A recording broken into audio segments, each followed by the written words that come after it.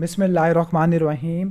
Previous video के अंदर हमने ईएनटी के इम्पोर्टेंट एमसीक्यूज़ को डिस्कस कर लिया था, तो इस वीडियो में कंटिन्यू करते हैं।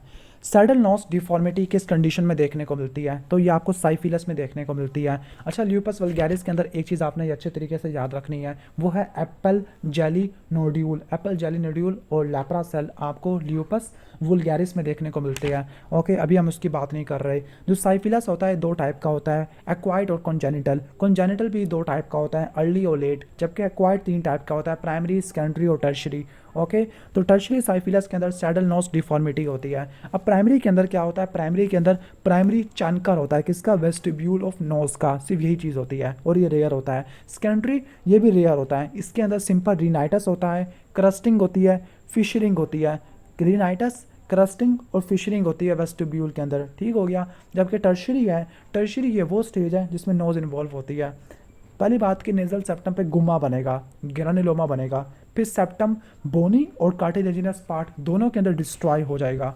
ओके, बोनी और कार्टिलेजिनस दोनों में डिस्ट्रॉय हो जाएगा। जो परफोरेशन होती है हार्ड पैलेट के अंदर भी होती है, और फाइनली नोज का जो ब्रिज है वो गिर जाएगा, जिसकी वजह से सैडल नोज डिफॉर्मिटी होती है। जबकि कॉन्जेनिटल है, कॉन्जेनिटल दो टाइप की होती है, अर्ली और लेट। अर्ली में स्नफल्स होते हैं, ओके, फिर एयर डिस्चार्ज प्रूलेंट हो जाएगा, फिशरिंग होती है, एक्सकोरिएशन होती है। लेट वाला प्यूबर्टी में देखने को मिलता है, सेम चीज़ें है जो टर्शरी में होती है, लाइक गुमाज होती है, निडल सेप्टम में बनती है, बोन्स को कार्टिलेज को उड़ा देती है, हचिंसन टीथ भी आपको देखने को मिलती होती है। ओके, डायग्नोस करने के लिए सीरोलॉजिकल टेस्ट देखते हैं, लाइक वीडीआरएल, ट्रिपोनीमा पैलिडम के सीरोलॉजिकल टेस्ट है। ट्रीटमेंट के अंदर बेंजेथिन पेनिसिलिन है और नेजल क्रस्ट को रिमूव करते हैं। कैसे रिमूव करेंगे? बाय अल्केलाइन सोल्यूशन है, ठीक हो गया। कॉम्प्लिकेशन के बारे में बात करते हैं तो vestibular stenosis, perforation of nasal septum, perforation of hard palate, secondary atrophic rhinitis और सैडल नोज डिफॉर्मिटी, ये इसकी कॉम्प्लिकेशन है, ठीक हो गया। ओके, उम्मीद है कि आपको समझ आ गया होगा। तो एट्रोफिक रिनाइटस भी आपको देखने को मिलता है कॉम्प्लिकेशन में। तो कॉम्प्लिकेशन दोबारा बता देता हूँ क्या क्या कॉम्प्लिकेशन होती है।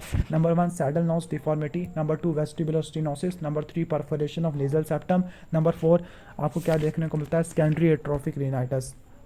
इसके बाद nervous part of nasal cavity. तो नेजल कैविटी का सबसे जो नर्वस पार्ट होता है वो कौन सा पार्ट है? वो इन्फीरियर टर्बिनेट होता है। कौन सा पार्ट होता है? इन्फीरियर टर्बिनेट होता है।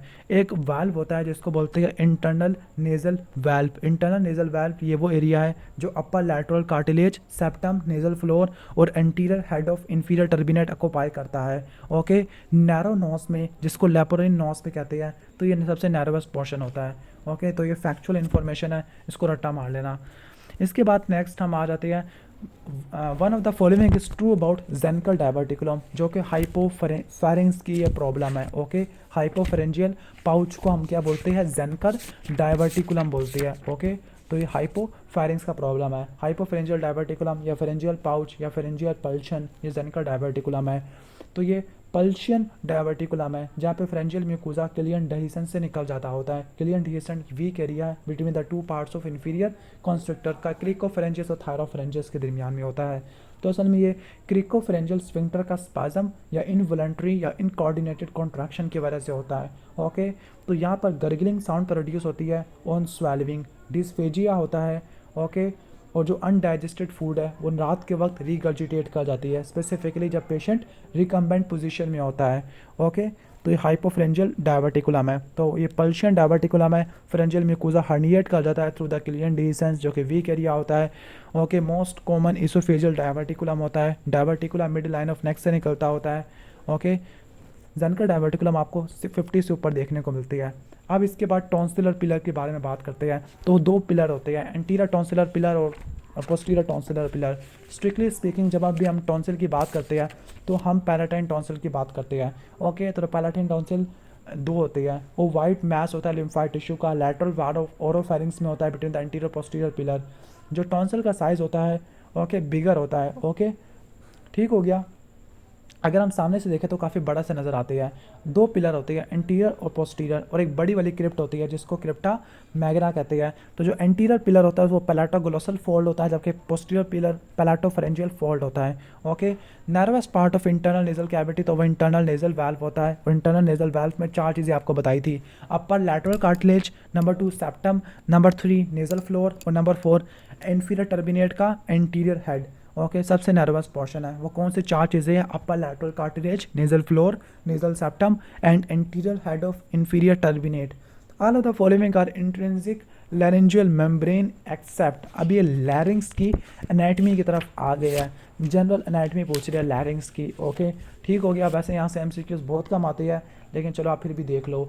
अब लैरिंग्स की जो मेम्ब्रेन होती है और लिगामेंट्स की बात करते हैं, तो लैरिंग्स की 2 टाइप की होती है, एक्सट्रिंसिक और इंट्रिंसिक। एक्सट्रिंसिक में थारोहायोइड, क्रिकोट्रैकियल और हायो एपिग्लॉटिक लिगामेंट आता है, जबकि इंट्रिंसिक के अंदर क्रिकोवोकल क्वाड्रेंगुलर मेम्ब्रेन, क्रिकोथायरॉइड लिगामेंट और थारो एपिग्लॉटिक लिगामेंट, ये चीज़ें होती है।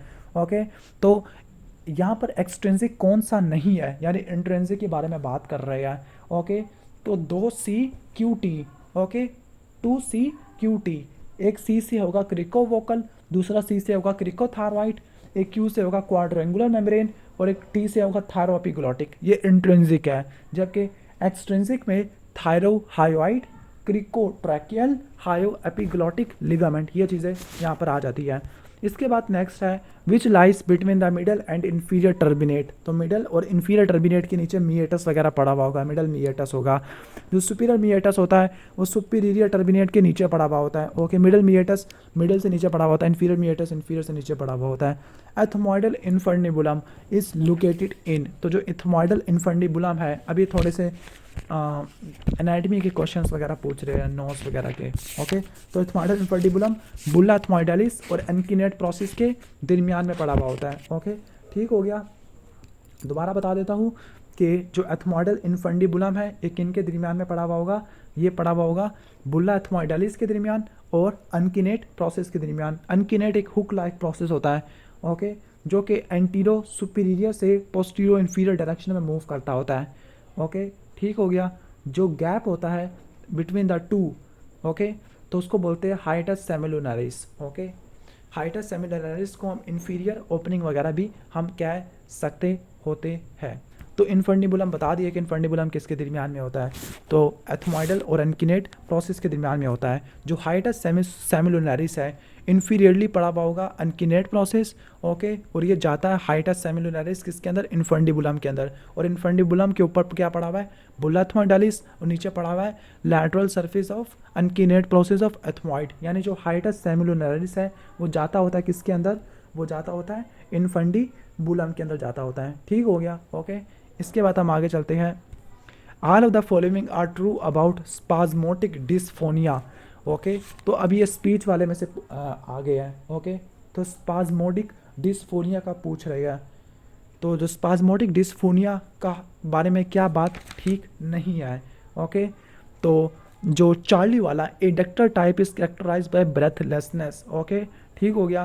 तो जो सी है एडक्टर टाइप, ओके, तो यहाँ पर क्या होगा? Adductor type is characterize by breathlessness. तो ये बात ठीक नहीं है, बाकी सब बातें ठीक है, एडक्टर या एबडक्टर हो सकता है, लेकिन ब्रेथलेसनेस इसमें इतनी खास आपको देखने को नहीं मिलती होती। इसके बाद हम नेक्स्ट आगे चलते हैं। Head silver sign is seen in. तो हेड सिल्वर साइन आपको एकॉस्टिक न्यूरोमा में देखने को मिलता है। ओके, अब होता ये कि एकॉस्टिक न्यूरोमा के अंदर होता ये कि ये वेस्टिबुलर शवानोमा होता है, ट्यूमर होता है किसका? 8th क्रेनियल नर्व का। वेस्टिबुलर शवानोमा वगैरह कहते हैं, 8th क्रेनियल नर्व ट्यूमर कहते हैं। ओके, तो इसका जो ट्यूमर होता है, इसके ट्यूमर की वजह से होगा क्या? यानी आप इसको सिंपल इनर ईयर का ट्यूमर भी कह सकते हैं। वेस्टिबुलर शवानोमा, न्यूरोलीमा, 8th नर्व ट्यूमर कहते हैं। इसकी वजह से नर्व कौन सी डैमेज हो जाएगी? वेगस नर्व डैमेज हो जाएगी, जिसकी वजह से आपको एक साइन देखने को मिलेगा जिसको बोलते हैं हिट्ज़लबर्ग साइन। ओके, ठीक हो गया। हिट्ज़लबर्ग साइन का मतलब है कि जो पोस्टीरियर मिएटल वाल है, पोस्टीरियर मिएटल वाल का हाइपोस्थीसिया होता है, सेंसरी लॉस होता है। ओके, यानी जो 7th नर्व डैमेज हो गई है, पहले 5वीं उड़ती है, फिर 7वीं उड़ती है। ओके, 8वीं का तो ट्यूमर है ही, 9वीं 10वीं उड़ती है और दूसरी क्रेनियल नर्व उड़ जाती है। ओके, ठीक हो गया।